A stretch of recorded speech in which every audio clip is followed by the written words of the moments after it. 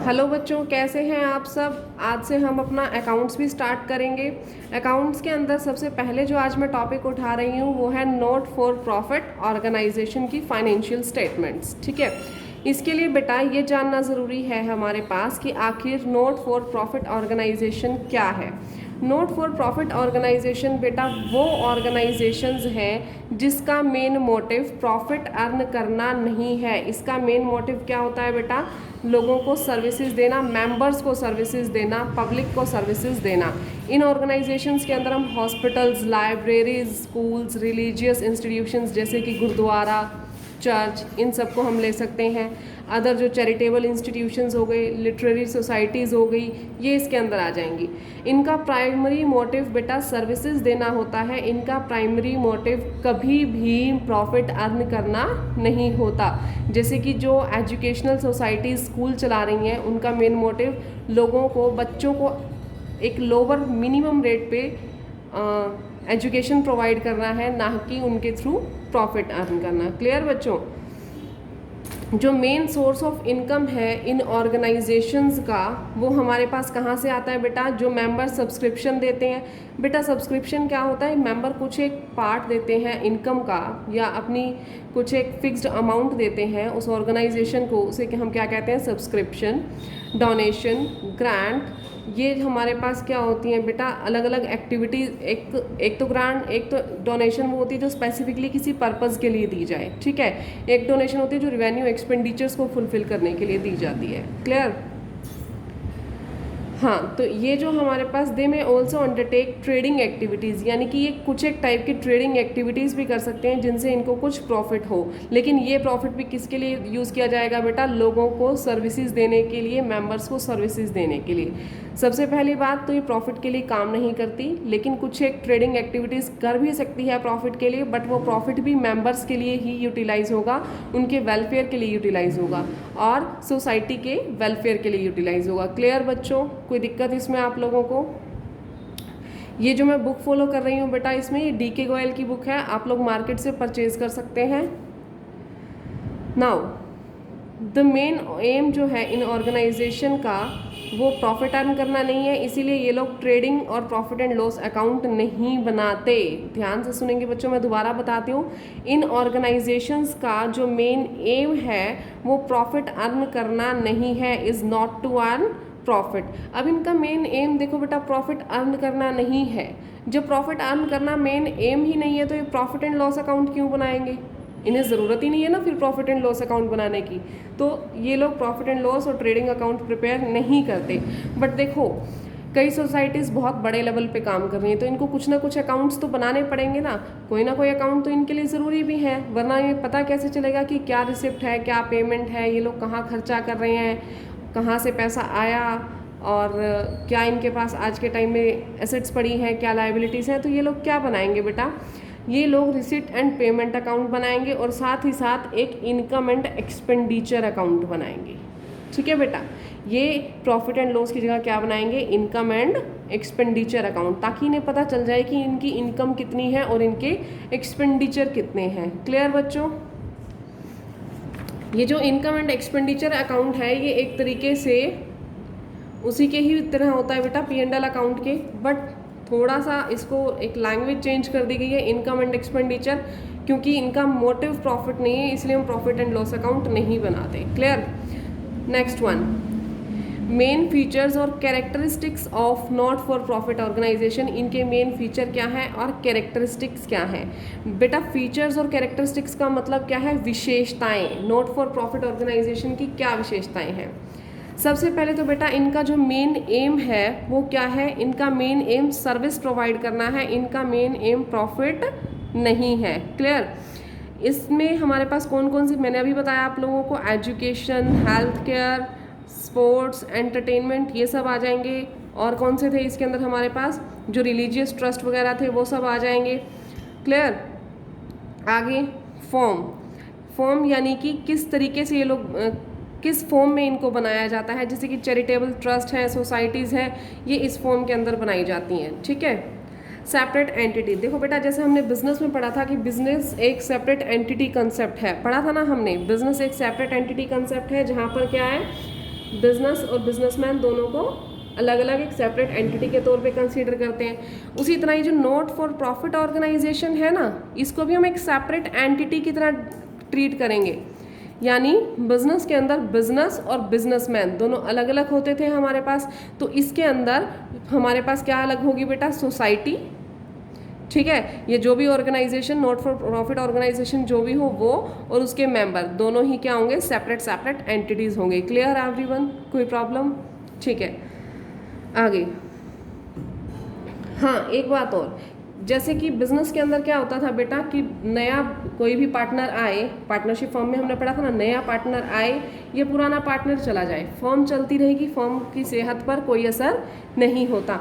ऐसे ही कोई नया मेंबर आए या पुराना मेंबर चला जाए इंसॉल्वेंसी की वजह से या डेथ की वजह से या किसी अदर रीज़न की वजह से, अगर नया मेंबर आया और पुराना मेंबर चला गया तो सोसाइटी की सेहत पर कोई असर नहीं पड़ेगा, सोसाइटी चलती रहेगी, क्योंकि मेंबर्स और entity both are separate concept. Clear? Managed by elected members. ये जो हमारे पास ऑर्गेनाइजेशन है, ये इलेक्टेड मेंबर्स जो है इसको रन करते हैं। इलेक्टेड मेंबर्स कौन से होते हैं बेटा, जैसे जितने भी मेंबर्स हैं, फॉर एग्जांपल एक सोसाइटी के अंदर 150 मेंबर्स हैं, अब 150 मेंबर्स में से 5 मेंबर्स 150 मेंबर्स में से 5 मेंबर्स वोटिंग के थ्रू सिलेक्ट किए गए, तो वो 5 मेंबर्स जो है वो उस ऑर्गेनाइजेशन को रन करेंगे। Next one is major source of income. Major source of income कौन सा होता है ऑर्गेनाइजेशन का, जैसे कि subscription from their members, donation यानी कि जो भी दान आता है, ठीक है, फाइनेंशियल असिस्टेंस जो आती है, गवर्नमेंट कई बार फाइनेंशियल असिस्टेंस देती है, ठीक है जी, या फिर जो उन्होंने इन्वेस्टमेंट कर रखे हैं बेटा, जो भी उनके पास प्रॉफिट, मैंने कहा था ना वो कई बार ट्रेडिंग एक्टिविटीज़ भी करते हैं, उनसे भी प्रॉफिट आता है, या जो डोनेशन इकट्ठा हुआ वो आगे उन्होंने इन्वेस्ट कर दिया, तो उस इन्वेस्टमेंट से जो भी इनकम आएगी। Clear? Next one, this is the main point. ये बिजनेस और इसका नॉट फॉर प्रॉफिट ऑर्गेनाइजेशन का मेजर डिफरेंस है। ठीक है, बिजनेस के अंदर प्रॉफिट कौन बांट के ले जाते हैं, उसके पार्टनर्स ले जाते हैं, उसका प्रोपराइटर ले जाता है, लेकिन इसके अंदर जो भी सरप्लस आएगा, पहली बात तो ये ध्यान रखना बेटा, यहाँ पे जो भी एक्सेस होगा इनकम का ओवर एक्सपेंडिचर, यानी कि जितनी इनकम ज़्यादा होगी एक्सपेंडिचर से, बिजनेस में नॉर्मली हम उसको क्या बोलते हैं, प्रॉफिट, लेकिन यहाँ प्रॉफिट ना बोल के हम उसे क्या बोलेंगे बच्चों, सरप्लस बोलेंगे। क्लियर? तो प्रॉफिट हम वैसे तो पार्टनर्स के बीच में डिवाइड कर देते हैं। क्लियर? लेकिन यहाँ पर वो जो सरप्लस होगा, फिर से मैं आपको बता रही हूँ, प्रॉफिट बिजनेस के अंदर बोला जाता है, लेकिन यहाँ पे उसी प्रॉफिट को हम क्या बोल के चलेंगे, सरप्लस बोल के चलेंगे। सरप्लस को हम डिस्ट्रीब्यूट नहीं करेंगे उसके मेंबर्स के बीच में। क्लियर? क्योंकि यहाँ मेंबर्स जो है प्रॉफिट अर्न करने के मोटिव से नहीं आए हैं। ठीक है, यहाँ मेंबर्स किस मोटिव से आए हैं, जल्दी बोलो बोलो बोलो, मेंबर्स किस मोटिव से आए हैं, सोसाइटी को सर्व करने के मोटिव से आए हैं। उनका मेन मोटिव प्रॉफिट अर्न करना नहीं है, ना ऑर्गेनाइजेशन का मेन मोटिव प्रॉफिट अर्न करना है। तो यहाँ जो सरप्लस आएगा वो मेंबर्स के बीच में डिस्ट्रीब्यूट नहीं करना। क्लियर? आगे। हाँ, तो अगर ये मेंबर्स के बीच में डिस्ट्रीब्यूट नहीं होगा तो बेटा इस सरप्लस का करेंगे क्या, ये सरप्लस आपके पास ऐड कर दिया जाएगा, किसमें, कैपिटल फंड में। ये सरप्लस किस में ऐड कर दिया जाएगा, कैपिटल फंड में। क्लियर? अकाउंट्स यानी कि कौन कौन से अकाउंट्स ये बना के चलेगी, ये ऑर्गेनाइजेशन भी अकाउंट बनाएगी, क्योंकि लीगल रिक्वायरमेंट है बेटा, लीगल रिक्वायरमेंट है, इसको बताना तो पड़ेगा कि फंड कहाँ से आया और कहाँ पे यूटिलाइज हुआ। इसके लिए वो कौन कौन से अकाउंट बनाएगी, receipt and payment account, income and expenditure account. Clear? तो यहाँ पे तो ये आ गया कि अकाउंट्स बनाती क्यों है, क्योंकि इसको लीगल रिक्वायरमेंट होती है, ताकि पता चले फंड कहाँ से आया और कहाँ पे गया। Next one is form of accounts. Form of accounts यानी कि किस तरीके के अकाउंट्स बनाने हैं, मैंने अभी बताया आपको, income and expenditure, balance sheet, receipt and payment account. Clear? यहाँ तक कोई दिक्कत? ओके, चलो आगे देखते हैं बच्चों। आगे हमारे पास क्या दिया हुआ है इसमें, distinction between not for profit organisation, यानी कि not for profit organisation and profit earning organisation के अंदर डिफरेंस क्या है। वैसे तो बच्चों अभी हमने डिफरेंस पीछे साथ के साथ देख लिया, बट यहाँ पर एक बार दोबारा देख लेते हैं। Not for profit organisation, profit earning organisation, इन दोनों का डिफरेंस क्या रहेगा। सबसे पहले प्राइमरी मोटिव। प्राइमरी मोटिव मैंने क्या बताया, नॉट फॉर प्रॉफिट ऑर्गेनाइजेशन का मोटिव प्रॉफिट अर्न करना नहीं है, इसका मेन मोटिव क्या है बेटा, सर्विस देना। और प्रॉफिट अर्निंग ऑर्गेनाइजेशंस जो हैं उनका मोटिव क्या है, प्रॉफिट अर्न करना। क्लियर। आगे कैपिटल वर्सेस कैपिटल फंड, यहाँ पे हमारे पास क्या होगा बेटा, प्रॉफिट अर्निंग ऑर्गेनाइजेशंस तो क्या बनाती थी, कैपिटल अकाउंट बनाती थी। अभी हमने पीछे जो भी चैप्टर्स देखे थे बेटा, या आप लोगों ने जो भी पार्टनरशिप फॉर्म वगैरह सब कुछ चैप्टर देखे, वहाँ पे हम कैपिटल अकाउंट बनाते हैं। क्लियर। लेकिन यहाँ पर ये कैपिटल अकाउंट ना बना के नॉट फॉर प्रॉफिट ऑर्गेनाइजेशन क्या बनाती हैं बेटा, कैपिटल फंड बनाती हैं। क्लियर, कोई दिक्कत यहाँ तक? आगे देखेंगे फाइनेंशियल स्टेटमेंट्स। फाइनेंशियल स्टेटमेंट्स, यहाँ पर हम कौन सी फाइनेंशियल स्टेटमेंट बनाते थे बेटा बिजनेस में, मैन्युफैक्चरिंग अकाउंट बनाते थे, ट्रेडिंग अकाउंट बनाते थे, प्रॉफिट एंड लॉस बनाते थे, बैलेंस शीट बनाते थे। But in case of not for profit organisation, अभी हमने क्या डिस्कस किया था पीछे कि हम रिसीट एंड पेमेंट अकाउंट बनाएंगे, इनकम एंड एक्सपेंडिचर बनाएंगे। ये वैसे किसको रिप्रेजेंट करता है, इनकम एंड एक्सपेंडिचर, ये प्रॉफिट एंड लॉस अकाउंट को रिप्रेजेंट करता है, ये कैश अकाउंट को रिप्रेजेंट करता है, रिसीप्ट एंड पेमेंट। क्योंकि इसके अंदर देखो रिसीप्ट, कैश बुक हमें क्या बताता है, कहाँ से कैश आया, कहाँ पे कैश गया। क्लियर, कैश बुक हमें यही बताती है ना कि कहाँ से कैश आया, कहाँ पे कैश गया।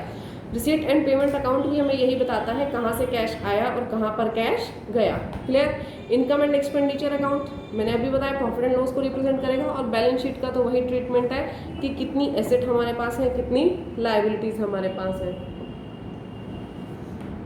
नेक्स्ट हमारे पास आ जाएगा बेटा सरप्लस वर्सेस प्रॉफिट। इसके अंदर क्या बनता था बिजनेस के अंदर, प्रॉफिट एंड लॉस अकाउंट, और जो हमारे पास बैलेंस निकल के आता था that was either net profit और नेट लॉस। क्लियर। लेकिन in case of not for profit organisation हम नेट प्रॉफिट की जगह क्या वर्ड यूज करेंगे बेटा, सरप्लस, और नेट लॉस की जगह क्या वर्ड यूज करेंगे, डेफिसिट। क्लियर। यानी अगर एक्सपेंडिचर इनकम से ज़्यादा आई तो हमारे पास नेट जो रिजल्ट निकलेगा दैट विल बी डेफिसिट, और अगर हमारे पास इनकम ज़्यादा आई एक्सपेंडिचर से then the result will be treated as surplus. Clear. Distribution of profit, profit और लॉस को हम डिस्ट्रीब्यूट कर देते रहे यहाँ ऑनर्स के बीच में, जो भी ऑनर्स होते थे बिजनेस में। यहाँ पर चाहे सरप्लस आए चाहे डेफिसिट आए, नफ़ा हो या नुकसान हो, हम यहाँ पे मेंबर्स के बीच में डिस्ट्रीब्यूट नहीं करेंगे, ये कैपिटल फंड में एडजस्ट कर दिया जाएगा। यानी कि अगर डेफिसिट आया तो कैपिटल फंड में से माइनस कर देंगे, अगर सरप्लस आया तो हम उसको ऐड कर देंगे कैपिटल फंड के अंदर। क्लियर। Any problem? अगर आप लोगों को मेरे लेक्चर से रिलेटेड कोई भी डाउट्स हो बेटा, कोई भी प्रॉब्लम्स हो, तो आप मुझसे कमेंट सेक्शन में पूछ सकते हैं। मैं कोशिश करूंगी कि आपकी हर एक प्रॉब्लम का आपको जवाब दूं। Next one is receipt and payment account. Receipt and payment account क्या है? रिसीट एंड पेमेंट अकाउंट हमारे पास समरी है बेटा। किसकी समरी है? ये समरी है कैश बुक की। ठीक है। रिसीट एंड पेमेंट अकाउंट के अंदर हम कैश बुक की ही एक तरीके से समरी बनाएंगे। इसके अंदर हम क्या करेंगे, रिसीट एंड पेमेंट अकाउंट में एक तरफ सारी रिसीट दिखाएंगे और दूसरी तरफ सारी पेमेंट्स दिखाएंगे। क्लियर। पैसा कहाँ से आया और कहाँ गया ये शो करना हमारा इसके अंदर मेन मोटिव है।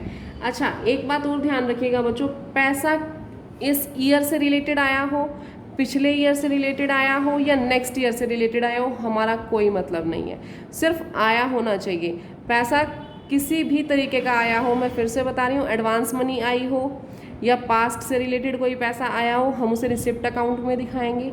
अगर हमने इस फाइनेंशियल ईयर से रिलेटेड कोई पेमेंट की है या नेक्स्ट फाइनेंशियल ईयर से रिलेटेड कोई पेमेंट की है, डजेंट मैटर। यानी प्रीपेड एक्सपेंसेस हो, आउटस्टैंडिंग एक्सपेंसेस हो या करंट ईयर के एक्सपेंसेस हो, हम सारे के सारे एक्सपेंसेस पेमेंट अकाउंट में दिखाएंगे। क्लियर बच्चों, कोई दिक्कत? अच्छा, इसमें एग्जांपल दिया हुआ है बेटा कि किस किस तरीके के हम एक्सपेंसेस या पेमेंट दिखा सकते हैं। If a club received subscription from its members, यानी अगर मेंबर से कोई भी सब्सक्रिप्शन मिला अलग अलग डेट पे, तो ये हम कहाँ रिकॉर्ड कर देंगे बेटा, कैश बुक में, क्रोनोलॉजिकल ऑर्डर में। जबकि रिसिप्ट और पेमेंट अकाउंट के अंदर हम टोटल सब्सक्रिप्शन दिखा देंगे। ठीक है, हम उसमें क्या दिखाएंगे, टोटल सब्सक्रिप्शन। यानी कि देखो बेटा, कैश बुक में तो हम डेट वाइज एंट्री करते थे ना, क्रोनोलॉजिकल ऑर्डर में एंट्री करते थे, लेकिन इसके अंदर क्या है, आपको ऐसा कुछ दिखाने की ज़रूरत नहीं है। रिसिप्ट के अंदर आप टोटल सब्सक्रिप्शन एक साथ दिखा देंगे, टोटल डोनेशन रिसिप्ट साइड में एक साथ दिखा देंगे, टोटल इलेक्ट्रिसिटी एक्सपेंसेस जो है वो एक साथ दिखा देंगे, यानी आप उनको कंबाइन करके दिखाते जाओगे, टोटल लास्ट के बैलेंसेस दिखाने हैं आपने। Clear. Salient features of receipt and payment account. Salient features क्या है इसके? नेचर ऑफ अकाउंट, ये एक तरीके का रियल अकाउंट है। रियल अकाउंट का रूल क्या होता था? जल्दी ध्यान करो, debit what comes in, credit what goes out. Clear. And hence the rule of real account इसके अंदर फॉलो करेंगे। ये देखो दिया भी हुआ है, debit what comes in and credit what goes out. इस बेसिस पर हम क्या बनाएंगे? रिसीट एंड पेमेंट अकाउंट बनाएंगे। ठीक है, ये मेरे ख्याल से दिख रहा है अब आप लोगों को। आगे देखिए, it starts with the opening balance of cash in hand and cash at bank. जो हमारे पास रिसीट एंड पेमेंट अकाउंट होता है वो हमारे पास हमेशा क्या दिखाता है बेटा? ओपनिंग के अंदर कैश इन हैंड दिखाया जाता है कि कितना कैश इन हैंड है। और दूसरी बात, कैश इन हैंड का हमेशा बैलेंस क्या रहता है? Debit balance. अब कैश इन हैंड कभी नेगेटिव नहीं हो सकता ना। ऐसा हो सकता है कि किसी पर्सन के पास कैश ही ना हो, कैश क्या हो? ज़ीरो हो। पर ऐसा तो नहीं हो सकता कि किसी पर्सन के पास -10 का कैश है, ऐसा कभी भी नहीं होगा। तो नेगेटिव बैलेंस कैश कभी भी शो नहीं करेगा। कैश का बैलेंस हमेशा क्या होगा? Debit balance. क्लियर। और बैंक का बैलेंस हमारे पास डेबिट भी हो सकता है, बैंक का बैलेंस क्रेडिट भी हो सकता है। मैं एक बार फिर से बता रही हूँ आप लोगों को, कैश का बैलेंस हमेशा डेबिट होगा, कैश का बैलेंस कभी भी नेगेटिव नहीं हो सकता, इसलिए वो क्रेडिट बैलेंस में कभी भी नहीं आएगा। बट बैंक का बैलेंस डेबिट भी हो सकता है और बैंक का बैलेंस क्रेडिट भी हो सकता है। क्लियर। अब आप सोचोगे बेटा बैंक का बैलेंस क्रेडिट कैसे हो सकता है? हो सकता है बैंक से हमने कोई ना कोई ओवरड्राफ्ट निकाला हो। ठीक है, हो सकता है बैंक से हमने कोई भी ओवरड्राफ्ट लिया हो, कोई भी ज़्यादा पेमेंट निकाली हो। जैसे कि मेरे पास बैंक के अंदर 1000 रुपीज़ का बैलेंस है, लेकिन मैंने बैंक से 1500 रुपीज़ निकाल लिए। अपने कई कस्टमर्स को बैंक ओवरड्राफ्ट की फैसिलिटी देता है। हमारे पास कितने थे बेटा? 1500 रुपये थे, लेकिन 1000 मैंने एग्जांपल में ली थी। 1000 रुपीज़ थे, लेकिन मैंने विड्रॉ कितने किए? 1500। 500 बैलेंस मैंने क्या किया? एक्स्ट्रा विड्रॉ कर लिया। क्लियर बच्चों। तो ये जो 500 मैंने एक्स्ट्रा विड्रॉ किया बैंक से, ये हमारे पास अब कौन सा बैलेंस हो जाएगा? Credit balance. कुछ एक कस्टमर्स को, क्लाइंट्स को बैंक की फैसिलिटी प्रोवाइड करता है, ओवरड्राफ्ट फैसिलिटी, तो बैंक का बैलेंस हमारे पास दोनों साइड आ सकता है। क्लियर। फेवरेबल भी और अनफेवरेबल भी। Next one, nature of item recorded in the debit side, यानी डेबिट साइड में कौन कौन सी आइटम आएगी? ठीक है, जितनी भी कैश रिसिप्ट हैं हमारे पास, जितनी भी क्या है? कैश रिसिप्ट है हमारे पास, वो हमारे पास कहाँ आ जाएगी बेटा? डेबिट साइड में आ जाएगी। लेकिन मैंने अभी आपको पीछे भी बताया किस तरीके का हमारे पास खर्चा है या किस तरीके की इनकम है, डजेंट मैटर। सिर्फ पैसा दिया, पेमेंट अकाउंट में लिख दो, पैसा आया, रिसिप्ट अकाउंट में लिख दो। वही बात इसने यहाँ बोली है बेटा, irrespective of the fact whether they are capital nature और रिवेन्यू नेचर। यानी कि हमें ये ध्यान नहीं देना कि वो कैपिटल नेचर का खर्चा है या फिर रिवेन्यू नेचर का खर्चा है। वो इस ईयर से रिलेटेड है, पिछले साल से रिलेटेड है या नेक्स्ट ईयर से रिलेटेड है। यानी करंट ईयर से, प्रीवियस ईयर से, नेक्स्ट ईयर से किसी से भी रिलेटेड रिसिप्ट हो, सॉरी यहाँ हम रिसिप्ट की बात कर रहे थे, किसी भी ईयर से रिलेटेड रिसिप्ट हो वो हमारे पास कहाँ आ जाएगी बेटा? रिसिप्ट अकाउंट में आ जाएंगी। क्लियर। इसी तरीके से nature of items recorded in credit side, credit side के अंदर हर एक तरीके की पेमेंट आ जाएगी, चाहे वो रिवेन्यू खर्चे हों या फिर कैपिटल खर्चे हों, चाहे वो प्रीवियस ईयर से रिलेटेड खर्चे हों, करंट ईयर से रिलेटेड खर्चे हों या फिर नेक्स्ट ईयर से रिलेटेड खर्चे हों, सब हमारे पास हम कहाँ डाल देंगे? पेमेंट अकाउंट में। क्लियर। हाँ, पर वो खर्चे जो पे ही नहीं किए अभी तक, वो इसके अंदर नहीं डालने। मैं फिर से बता रही हूँ, ये पेमेंट बेसिस पे और रिसिप्ट बेसिस पे डालने हैं, कैश आया हो या कैश गया हो। जिन खर्चों की पेमेंट नहीं की वो इसमें नहीं आएंगे। ठीक है, जो रिसिप्ट हमने अभी तक रिसीव नहीं की वो इसमें नहीं आएगी। आगे देखेंगे, closing balance of 10 account shows the closing balance of cash in hand and cash at bank. Opening balance क्या शो कर रहा था कि अकाउंट के फाइनेंशियल ईयर की स्टार्टिंग के अंदर हमारे पास कैश कितना था और बैंक के अंदर बैलेंस कितना था। और क्लोजिंग अकाउंट हमारे पास क्या शो करेगा बेटा? रिसीट एंड पेमेंट अकाउंट का वो ये शो करेगा कि लास्ट में फाइनेंशियल ईयर के एंड पर हमारे पास कैश इन हैंड कितना पड़ा है और क्लोजिंग बैंक के अंदर कितना बैलेंस पड़ा है। Clear. Non cash items are not recorded in this account. कोई भी नॉन कैश आइटम यहाँ हम रिकॉर्ड नहीं करेंगे। जैसे कि मैंने बताया, जो भी एक्सपेंसेस अभी पे नहीं किए यानी आउटस्टैंडिंग एक्सपेंसेस, ठीक है, वो यहाँ शो नहीं करेंगे। एक्रीड इनकम जो अभी तक हमें मिली नहीं है वो हम यहाँ पे इंक्लूड नहीं करेंगे। डेप्रिसिएशन कोई हम पेमेंट नहीं करते इन कैश किसी को, तो डेप्रिसिएशन भी हम रिसीट एंड पेमेंट में रिकॉर्ड नहीं करेंगे। क्लियर। पर्पस क्या है ये जानने का? पर्पस बेटा यही है कि हमारे पास पैसा कहाँ से आया, कहाँ कहाँ हमने पेमेंट की, और लास्ट के अंदर अकाउंटिंग ईयर के एंड में हमारे पास कितना balance of cash in hand बचा और कितना हमारे पास कैश एट बैंक बचा। क्लियर। यहाँ तक आप बच्चों को क्लियर हो गया होगा सारा। Next one, distinction between receipt and payment account and cash book, यानी रिसीट एंड पेमेंट अकाउंट में और कैश बुक में डिफरेंस क्या है। देखो बेटा, सबसे पहले तो हम देखेंगे बेसिस। ये receipt and payment account cash basis पर बनाया जाता है, ठीक है। और इसके अंदर हम क्या करते हैं, टोटल कैश जो भी रिसिप्ट हुआ एक पर्टिकुलर चीज़ से रिलेटेड वो हम इसके अंदर दिखा देंगे।